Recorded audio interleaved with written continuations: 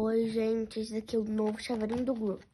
Ó, ele aqui tem um Groot comendo salgadinho lá do episódio da famosa série. Pra quem conhece, a série é muito boa da Marvel do Groot, né? Eu adoro essa série. Gente, daqui tem aqui o nome do episódio, que tem o patrocinamento da Funko Pop, aquele Funko Pop, né?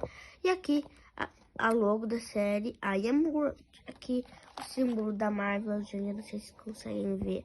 Aqui para mais de 3 anos. É o básico, né? Agora eu vou abrir aqui com vocês, gente. Tava esperando até lançar e fiquei muito feliz que agora chegou.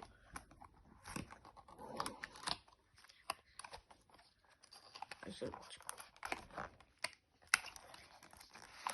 Olha só, gente. Olha que bonitinho. Vamos tirar ele. Olha que bonitinho, gente. Conseguem ver? Que lindo. Ele mexe a cabeça igual do Funko Pop. Ó, ele é muito legal, galera. Ó, o salgadinho muito fofinho, tem até no pezinho dele.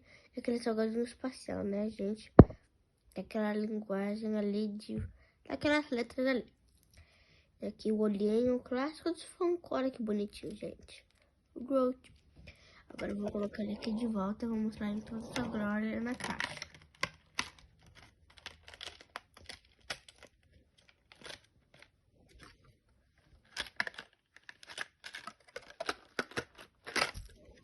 Gente, desculpa que caiu.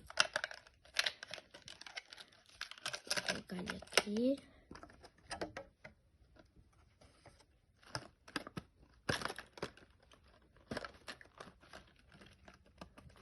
Ó, vou colocar aqui na caixinha. Ele é muito fofinho, gente. Eu adorei.